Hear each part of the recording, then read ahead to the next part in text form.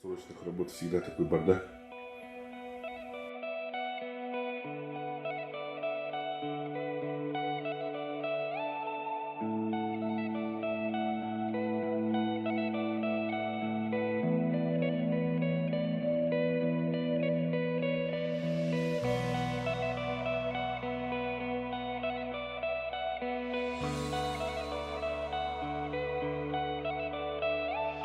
Удивительная штука, когда формуешь гипсом. Гипс вылетает прямо в ухо, иногда залетает. И вот тут тоже оно, как оно умудрилось через ткань туда в ухо залететь. Сегодня мы представляем беседу с известным скульптором, членом Союза художников России, членом правления Союза художников Республики Саха-Якутия Чечасовым Николаем Никитичем. Он родился в 1978 году в селе Верхневилюйск. В 1997 окончил Якутское художественное училище имени Петра Романова, а в 2003 Санкт-Петербургский государственный академический институт живописи, скульптуры и архитектуры имени Репина. В 2006 ассистентуру этого же института. Работал преподавателем в Якутском художественном училище, Институте современного искусства, Арктическом государственном институте культуры и искусств. Он автор более 40 скульптур, установленных в Якутии и Бурятии. Наиболее известны его памятники как река Лена в Алекминске, Карина в аэропорту города Якутска, Дворник в столице у кинотеатра «Центральный», «Одуванчики». Одна из последних работ «Чурочник» ждет своей установки в старом городе, столице нашей республики. Не так, чтобы прямо удобно, но позволяют жить и работать. Сахабул-то это коммерческий интерес, да? Ну, мы аренду платим же. Поэтому им нас выгонять смысла особо нет, и нам уезжать особо как-то тоже. Гость Нюрка. Недавно залетела, кстати. Это что-то жалко убивать. Нас вон 2 мухобойки. 3 потеряли. Мы сейчас начнем их убивать. Ну, здесь в Сахабулте их много. Здесь же куча этих отходов от кожаного производства, туда-сюда. Ты имидж поменял. Радикально причем, да? Если в СМИ там можно было найти у тебя очень короткая стрижка без бороды, то это что произошло? Возвращение к корням. Не, ну, до этого... Я 10 лет ходил с короткой стрижкой. А до этого всегда были такие волосы. Ну, чуть короче, чуть длиннее. Просто... И борода не росла. Ну, вот. А тут решил побреюсь только когда чурочника поставлю. А вот так хоп, и выросла. И волосы тоже отросли. Думаю, ну ладно, пусть пока не надоест, так буду ходить. Надоест, побреюсь, подстригусь. Кстати, вот чурочник, как он возник? Это Дина Николаева Олеговна, она хотела какое-нибудь продолжение истории с дворником сделать. Вот дворник, как бы он одинокий стоит такой, а он же такой, ну, в ее представлении начала века, что-то такого, ну, такой образ. Хотя шапочка вязаная, там, такая современная, из 90-х. Хотел продолжение какого-то. Ну, долго думали, размышляли и пришли к мнению, что как раз был анонсирован ремонт проспекта Ленина. И потом мы нашли, что в 22-м году был этот указ, чтобы главную улицу города Якутска чем-то замостить, потому что, ну, грязь непроходимая. Как раз 100 лет. Ну и родился этот чурочник. Ну, долго ждался он, всяко разно был. И сидячий, и стоячий, и 2, и 3. Ну, в итоге на этом остановились. А чурочник, он, наверное, это 19 века или 18 вообще?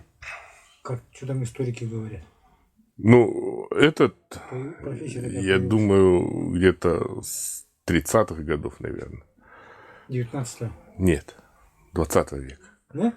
Ну, у нас-то в 30 каком году положили это чурки последний раз. Не последний раз, а это капитально выложили чурками старый город в 30-х годах. Самый быстрый и простой способ сделать дороги удобоваримыми. Поэтому это распространенная практика была. Я думаю, и до этого Якутск тоже чурочным мостовым стелили, наверное. Не по грязи же, наверное, шлепали в французских платьях. Да. Вот.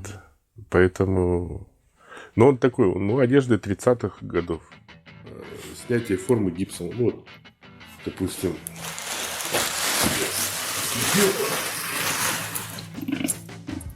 Николай Габышев, да? Форма вон она лежит. С него слепок сняли. Гипсовый. Называется формовка.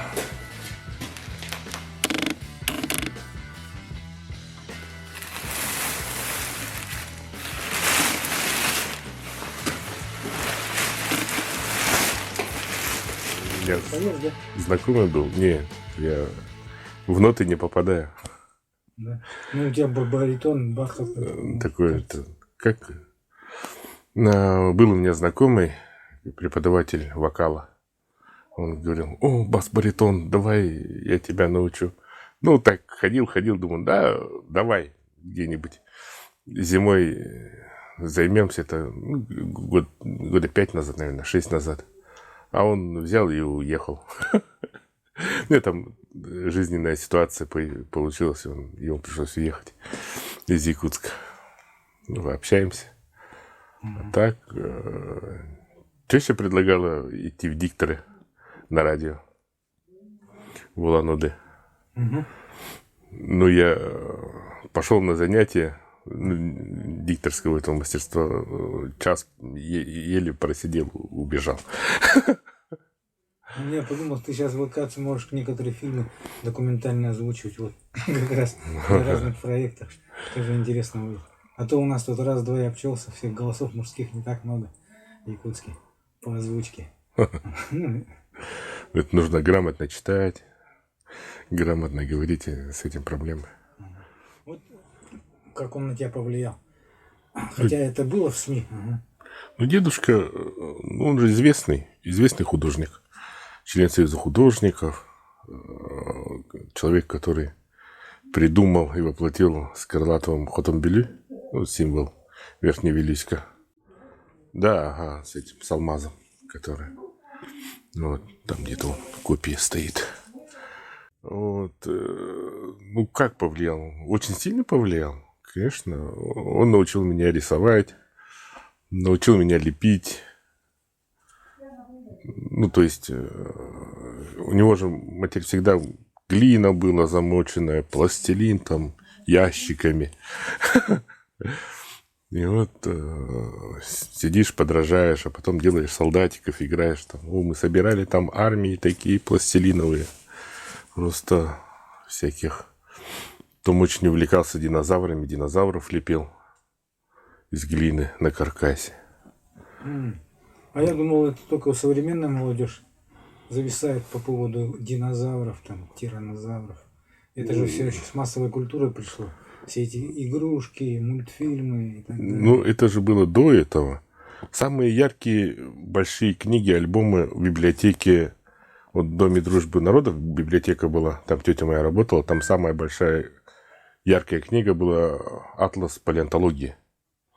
Это вот такая вот огромная книга. Ну, для меня тогда была такая огромная, наверное, маленькая. А4, наверное, может, чуть больше. Ну, а тогда мне казался огромный такой талмуд. И такая яркая, такая цветная, столько всяких разных динозавров. Ух. Ну, наверное, 23-я, 9-я школа, они там в этой библиотеке пропадали ради этой книги только. Ну, и там «Техника молодежи», журнал. Все только ради этих двух изданий мы там сидели. Ну, как драконы. драконы и рыцари. Мы все маленькие хотели быть рыцарями, победить дракона. А они все вымерли. Вот.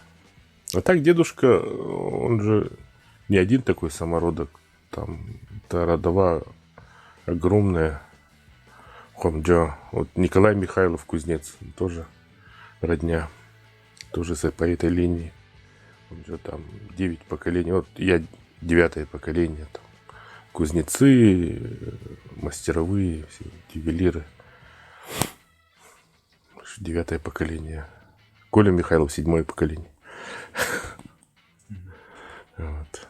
А ты вот кузнечным делом, наверное, тоже как бы занимался, что-то делал из металла. Ну вот чурочника попробовал. Тяжело, приятно. Такое ощущение, такие приятная усталость. Ну такой жарко, тяжело, но такой ощущаешь, как будто ты из ничего что-то сделал. Ну, из металла. Ну, реально такое ощущение. Когда лепишь, такого ощущения нет. Но я решил, что коммерчески ковкой я заниматься не буду. Только для себя, только для души.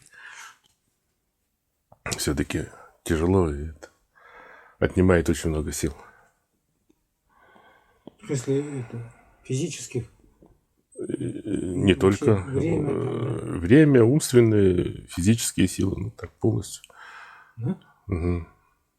Ну там же пространственная геометрия, где плоскость ты ее должен перевести в объем, а лепишь ты сразу объем, ты объем модифицируешь. А тут у тебя лист, и ты лист должен как-то скомкать, чтобы из него что-то получилось. Тут еще Алексей Федосеев свои работы. Как его? О, Ама. Да. Ну там у них же. Русский? Да. Ну это Максим Максимовича. Бюстик. Ты смотришь на череп и понимаешь, как там эти кости, мышцы. Лепить проще, смотря на череп. Потом стал показывать. Ну, какая-то магия такая есть. У вас что-то такое из разряда, может, современной традиции, каких-то ритуалов, обрядов там. Перед началом работы или в конце, можно. Ну, таких ритуалов-то особо нет. Ну, как всегда, там, развести огонь. Ну, чисто традиционные якутские. Развести огонь, там, покормить огонь. Хлебушек с маслом хотя бы, ладушки. Чтобы это благословить работу. Ну, начало работы. Ну и если не получается, подкармливаем духов. Чуть-чуть, маленечко капаем. Помогает. Иногда совсем тяжелое бывает. Ну, есть же такое поверье, что когда человек с характером, тяжелый человек был, его очень сложно слепить. Или вещь какую-то изготовить ему. Там некоторые наряды перешивают по 10 раз. Вот такие люди, портреты их делать тоже сложно. Да.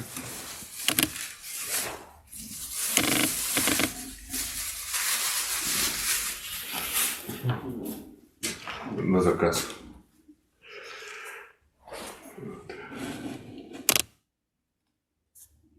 Сообщество скульпторов сейчас какое большое, да? Якутии. Ну, профессионалов нас, по-моему, сейчас я посчитаю. На пальцы буду считать. Афанасий Романов, Густана, Алена, Семен Кириллович, Максим Максимович, Прокопий Слепцов, Ванеров, Коля Гоша, Амытаев Коля, я. Так, нас... еще Ванеров, Аватоев Егор. У нас сейчас 11 профессиональных скульпторов. Сейчас. Но это много, потому что профессиональных скульпторов, допустим, в Бурятии их, по-моему, сейчас трое. На Дальнем Востоке один. Ну, у Владивостоке, то есть один. Вершин Амдаков, он тувинец, да? Он бурят. Бурят же, да? А он за границей, видимо, живет уже. Его считают бурятским скульптором или как он? Да нет, он в России должен быть. Он в Москве же живет. Да? Но он построил себе дом в Улан-Удэ.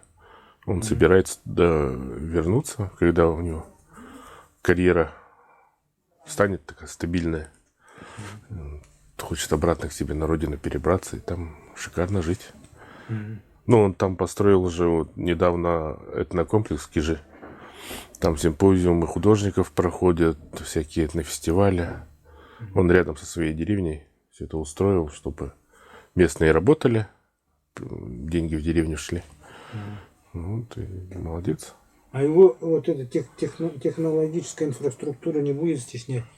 Потому что же, я вот знаю, он некоторые отливал там в Италии, еще где-то там. Потому что в России у нас таких возможностей даже не было.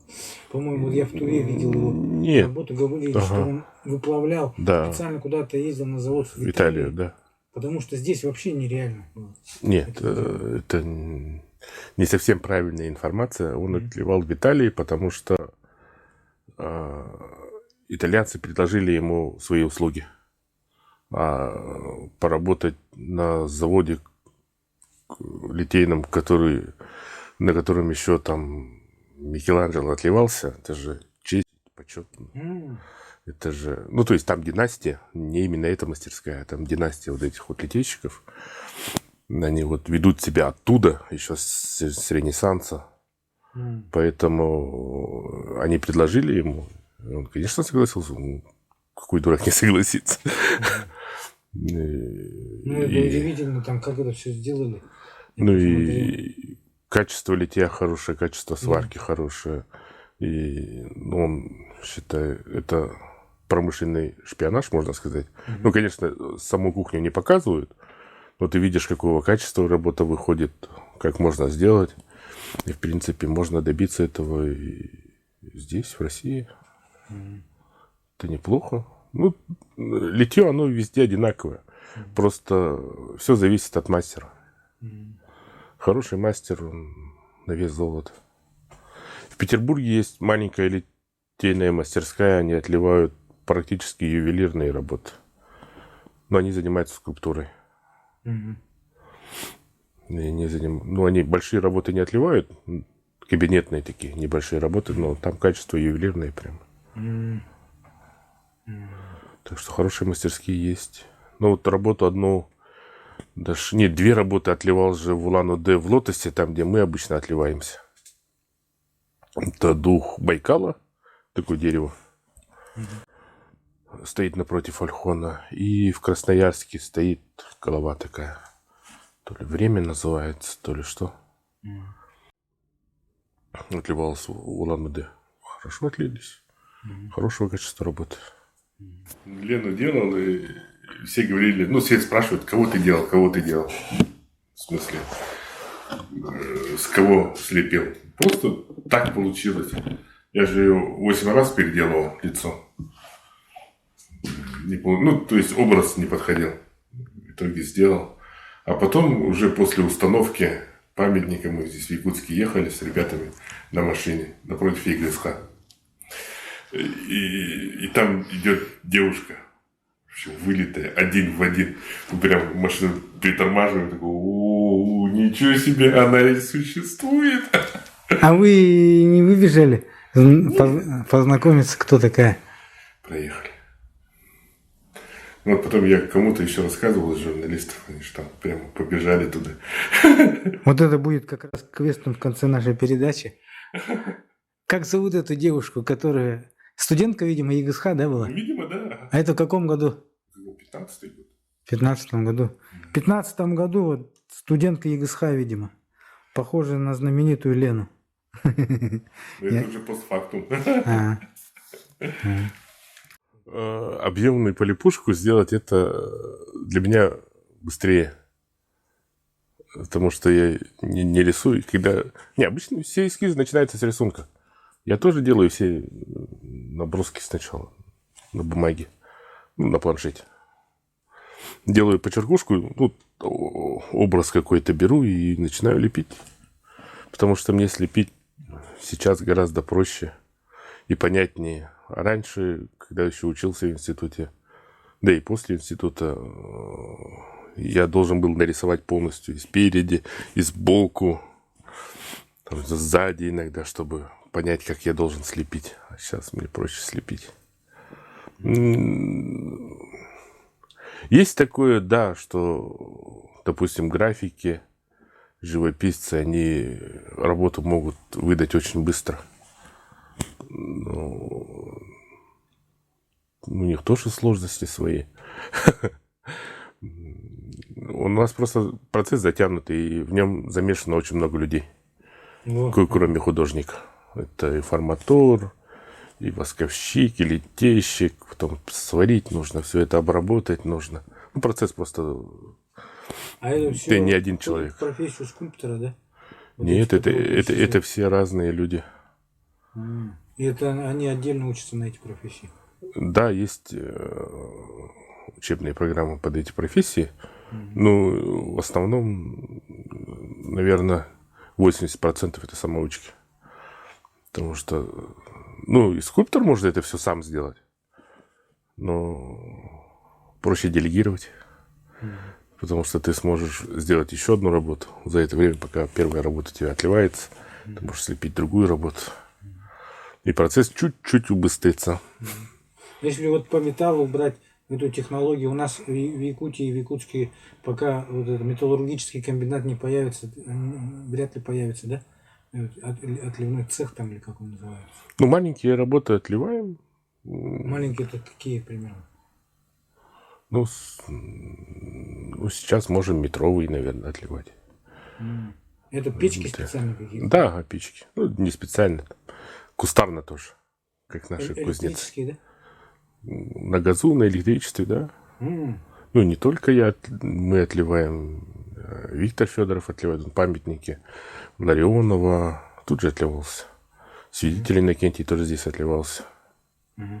Сорно Малон здесь отливался, да. Но они потом варили же все равно. Все работы свариваются. Все свариваются, да? Все. А те, которые не свариваются, спаиваются. Там по-другому никак. Потому что такие объемы по-другому не делаются. Да. Там же толщина, она небольшая. Это же пустотелая скульптура. Их все равно надо собирать. Все работы, даже есть рисунок Микеланджело, отливка статуи Марка Антония, по-моему, да? Конная фигура, и к ней вот литники, типа закопанные, и сверху заливается это.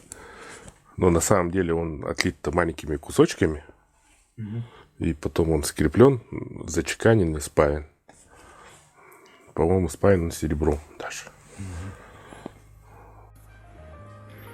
Она будет не совсем такая. Не знаю. Может, переделаю. А может, доведу. Может, получится.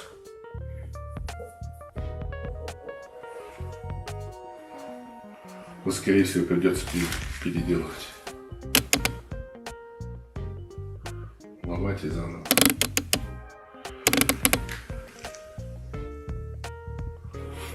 Такая, как это, буддийская тема. Ты что-то создаешь, а потом ломаешь. Собственными руками. А у Паолы Волковой же то же самое, да? Конкурс скульпторов, да? Например, там какого-то известного чемпиона Олимпийских игр ваяет там 10 скульпторов, да? В результате потом оставляет одну, как самую лучшую, остальных заставляет разбивать. Она не должна остаться, только вот эта одна. Да. Лучшие из лучших. И поэтому вот, которые дошли, да, они все, получается, лучшие из лучших. Да. Остальное раскрошили все. Ну и сама история, само время так делает же. Оставляет только лучшее. Я читал эту Паолу Волкову, искусствоведа известного нашего. российского о том, что как бы картина, она все-таки там с эпохи Джотто родилась из иконы, да, все-таки в начале Мгм. иконописи и так далее. А вот скульптура, хотя она, ну, мы знаем, что там античная была, да, вот это вот что за потребность такая, вот как художник, как это осмысляет. Вот плоское изображение, но они все равно там объем научились в эпоху Возрождения там рисовать, да, на плоском пространстве. А вот эта скульптура, она все-таки тоже вообще захватила внимание вот еще с Не, античности. я сейчас даже ученые, археологи говорят, что впервые появилась скульптура. Вот эти вот Венеры Виллендорфские, объемные. Ну, даже вот сам инструмент, все эти скребки, наконечники стрел, копий, что тонкая работа, изящная, художественная работа.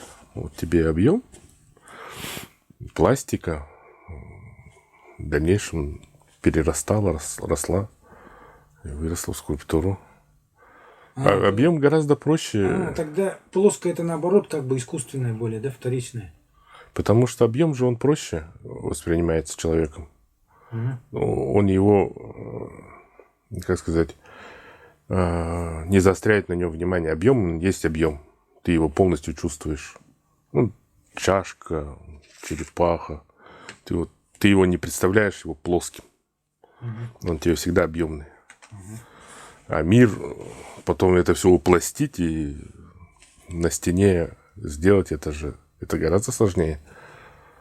Это мозг нужно включить, чтобы на рисунке он был еще и объемный, казался. Ну да. Это сложнее работа. Проще слепить.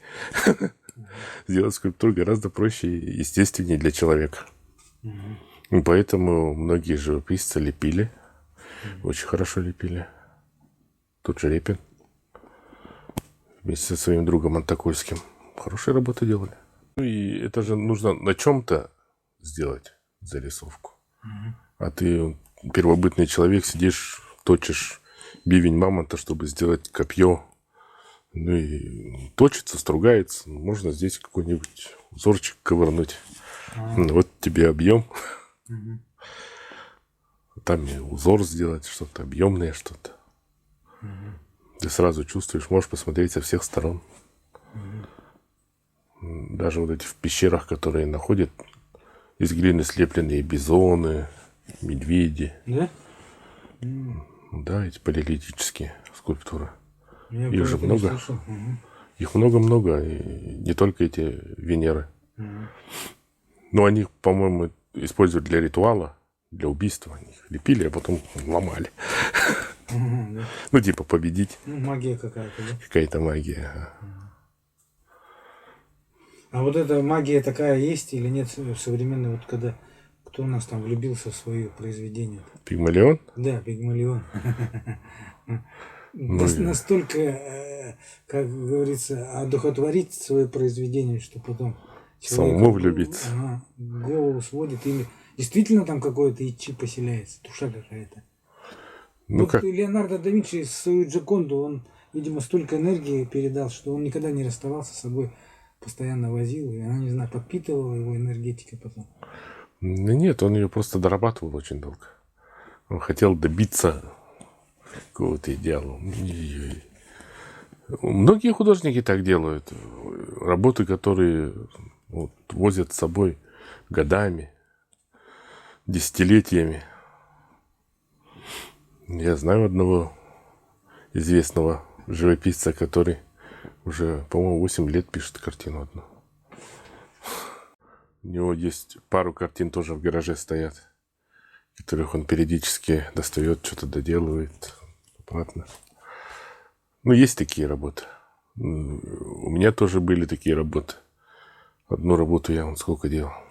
Скульптурные уже, да? Да, скульптуру. В пластилине я ее увозил. Она покрывалась пылью. Я ее счищал, переделывал. Но долго.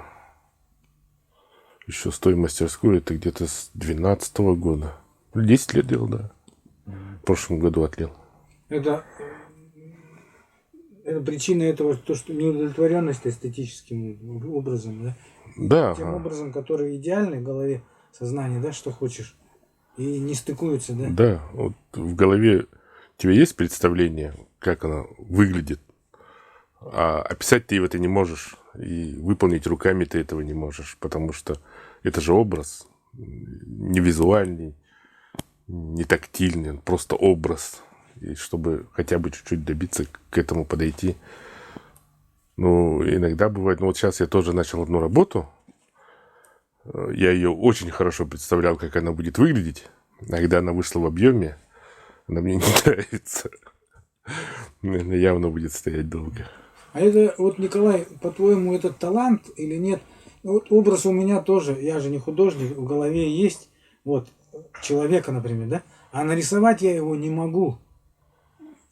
Для этого надо вот именно научиться, что ли, получается, чтобы научиться переводить образ, который есть в сознании, на холст, ну, на бумагу. Или это вот первичный талант там какой-то, что вот у тебя рука и сознание вот как-то эстетически связаны. Ну, как препод с 17-летним стажем скажу, что нету людей, которые не умеют рисовать. Абсолютно нету таких людей. На каком-то уровне все равно все рисуют. Просто это наработанность, нужно это работать. Художники же это рисовальщики в основном, это как танцоры. День не потанцуешь, уже движения не те. И поэтому просто практика. Ну, как музыканты тоже скрипачи говорили, что день ты не сыграл, отдохнул, а уже на следующий день уже руки деревянные, уже смычок не двигается. Так же и с рисунком. Рисуешь. И чем больше рисуешь, тем лучше получается. Просто нужно сидеть и рисовать. Особенно мы, народ Саха, у которого там с длинными, долгими зимними вечерами сидишь и рисуешь. А так рисовать то, что у тебя в голове, рисовать, это просто нужно один раз начать. Многие так делают. Очень много сейчас любителей, которые рисуют. В социальных сетях хорошо можно смотреть их рост. Кто-то из журналистов же начал рисовать недавно, буквально в пандемии, когда работы не было. Просто это вот от примитивных вот человечков, похожих, рисовали в 7 классе, он уже очень хорошие портреты рисует. Не помню, правда, как это. Ну, там же везде эти ники, поэтому имя не помню. Ну, для меня вообще вот это тайна тайн, как можно перевести образы в звуки, мелодии. Вот, Да, вот это фантастика. вот это фантастика, это действительно, это непонятно. Но опять же, тот же Микеланджело сочинил же мелодию. Шел, услышал, как журчит ручей. А, нет, не ручей, фонтан. И написал мелодию для флейты. Увидел пятно, облупившуюся штукатурку, нарисовал картину. Ну, конечно, нам далеко до гениальных людей. А что-то такое подобное было, да? Вот эта облупившаяся краска дала повод для того, чтобы что-то создать. Ну, у всех художников, это же как-то называется даже. Увидеть в каких-то там пятнах какие-то образы. Какое-то научное название же есть у этого. Ну, все, в принципе, иногда дает какое-то вдохновение, какую-то искру, идею. Там чей-то рисунок, грязь. Или тень падает как-то удачно. Иногда бывает такие, что смотришь, такой, о, ух ты, а можно сделать из этого скульптуру.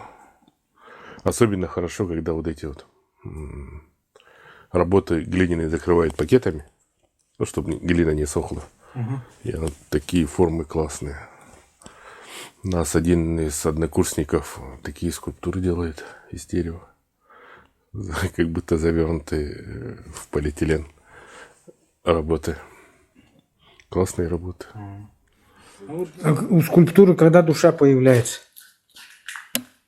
когда ты в нее вкладываешь, это же это, как в Гарри Поттере, Крестража, ты свою душу-то расщепляешь и в каждую вкладываешь. И потом у тебя душа заканчивается, ты умираешь, а твои работы живут дальше. И ты получаешься бессмертный. А вот, Николай, когда ты, например, какие-то другие работы смотришь, ты чувствуешь, да, что он влаживал? Автор. Ты чувствуешь, да, вот энергетику? Вот. Все чувствуют же. Чувствуют, да? Когда вот видишь работу и думаешь, ну, это вот такая работа прямо. Если тебя трогает, цепляет, значит, человек постарался. А если не трогает, не цепляет, ну... Мало очень памятников Ленину, которые реально цепляют душу. А, ты такие знаешь, которые цепляют? Ну, есть шикарные. Есть, да? Да, есть шикарные. Это какие, например? Я попробую найти картинку в интернете. Сейчас не вспомню. Видел, тоже в интернете видел. Скульптура Ленина.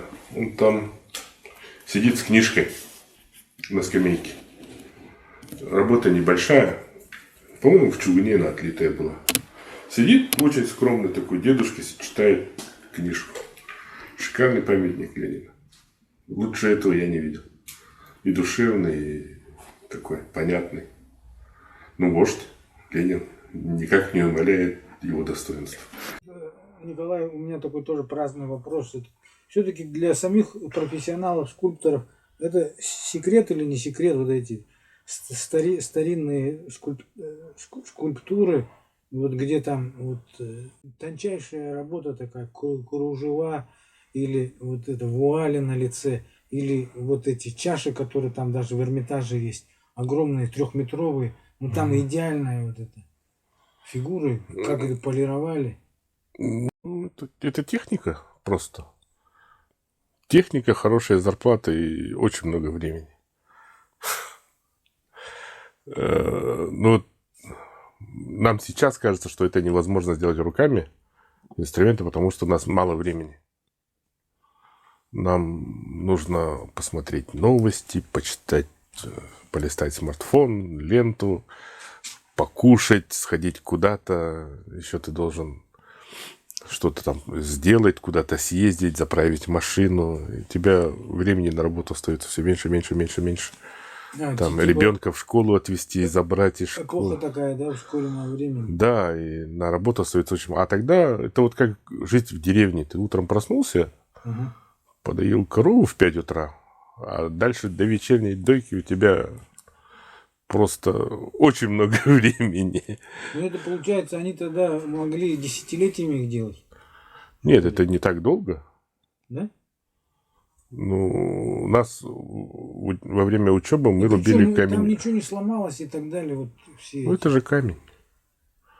Да? Не, ну, конечно, некоторые работы сломаны. Ошибок нету. Вот. Нет, там есть идеально ошибки. Есть, да? Есть ошибки, да. Это вот видение обывателя и видение профессионала. Когда ты смотришь профессиональным глазом, ты даже у Микеланджело можешь ошибки найти. Да? Ну, ошибки он мог делать специально, но ты их можешь увидеть.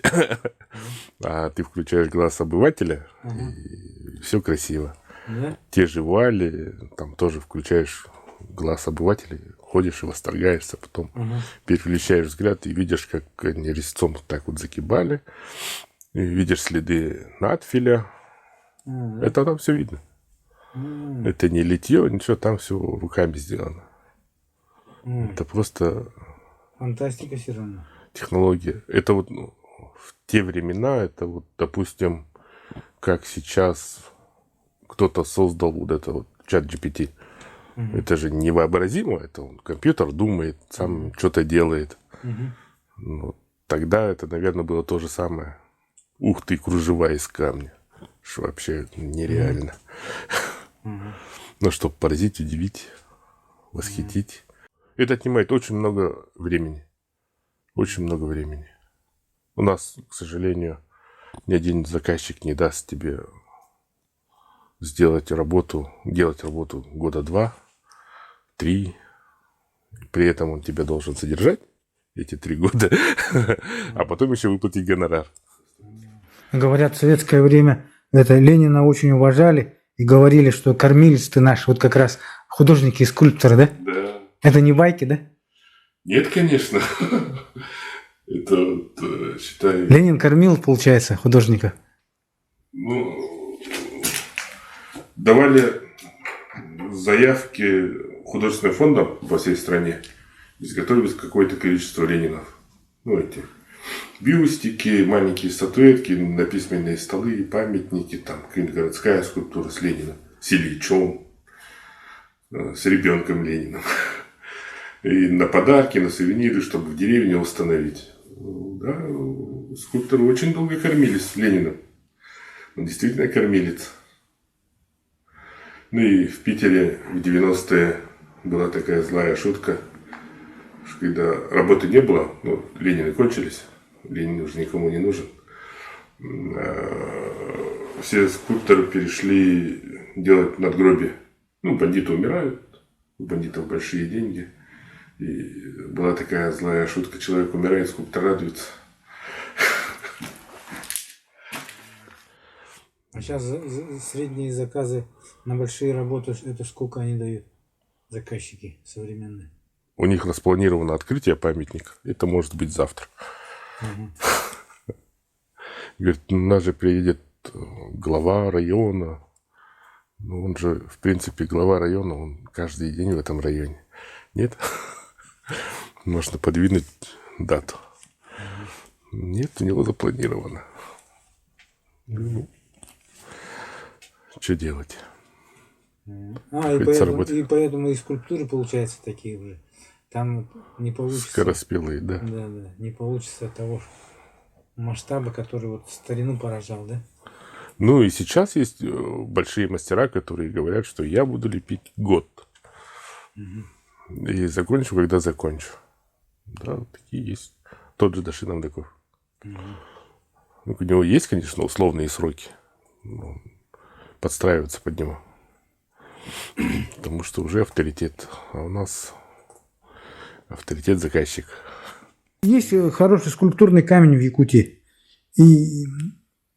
который можно обрабатывать, высекать из него. Камень у нас хороший есть. У нас и в Нерюнгере гранит, шикарный гранит. Я, кстати, делал из него портрет Юрия Прокопьева, Верхневилюйский. Бюст делал. И в МОМе мрамор шикарный. Просто он добывался в советское время взрывным методом, и он весь в трещинах. Для того, чтобы этот камень добыть именно для скульптуры, это нужно его пилить оттуда, из горы. А это, нерентабельно, будем честны. Проще привезти камень из Урала. Там, где технологии уже выработки давны. Да, там, где из карьеров уже, да, где их добывают уже не 100 лет. Так гораздо дешевле получается, чем выехать в МОМу и добыть мумский мрамор. Вот тоже идея.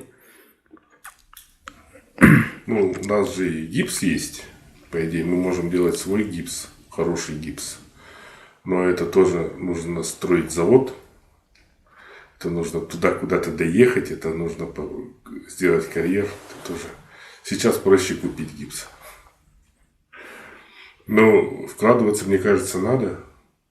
Даже если какие-то небольшие работы делать.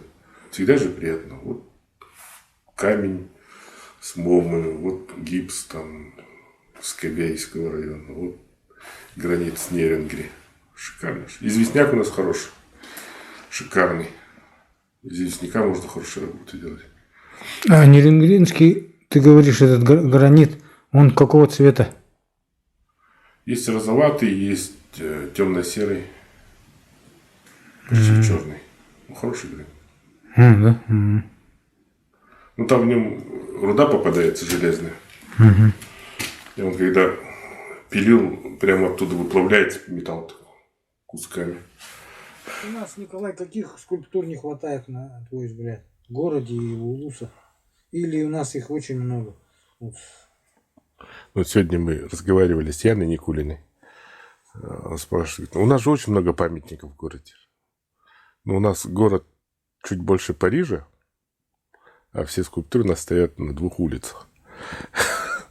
Все памятники у нас вон на проспекте Ленина и Чернышевского. Все.